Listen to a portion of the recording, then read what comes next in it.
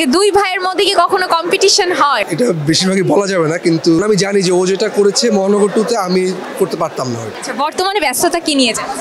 বর্তমানে ব্যস্ততা যাচ্ছে বেশ কিছু কাজ নিয়ে, এটা বেশিরভাগই বলা যাবে না, কিন্তু ইন্টার্নশিপ সিজন 2 আসছে সামনে এবং ওটিটির আরও কিছু কাজ আসছে।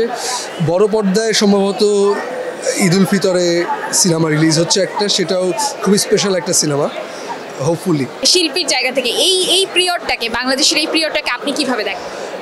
আমার কাছে আসলে মনে হয় যে আমি শিল্পী হিসেবে এখন অত বড় হয়ে যে মাপের কোনো শিল্পী হইনি যে আমি শিল্প নিয়ে কমেন্ট করব, কিন্তু শিল্পের যে সেক্টরটা, এটা বাংলাদেশের সব সেক্টরই একটা চেঞ্জের মধ্যে দিয়ে যাচ্ছে, and I think it's for the good. তো সব কিছুর জন্যেই চেঞ্জ যাচ্ছে, আমাদের ইন্ডাস্ট্রিটাও এটার বাইরের কিছু না, এবং এখানে যারা অগ্রজ আছে তারা যে ডিসিশন নেবে আমরা সবাই জুনিয়ররা সেটা মাথা পেতেই নেব।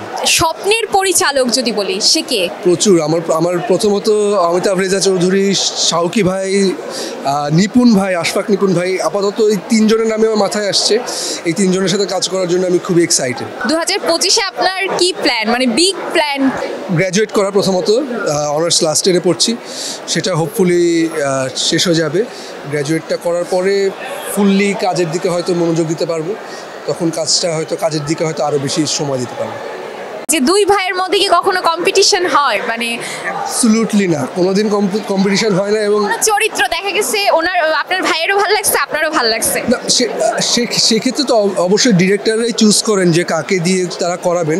এছাড়াও যেমন মহানগর ট্যুর জন্য দিব্য পেল, এবং আমার এখনও নিপুণ ভাইয়ের সাথে কাজ করা হয়নি, শাওকি ভাইয়ের সাথে কাজ করা হয়নি, অমিতাভ আঙ্কেলের সাথে কাজ করা হয়নি, তিনজনের সাথে দিব্য কাজ করেছে।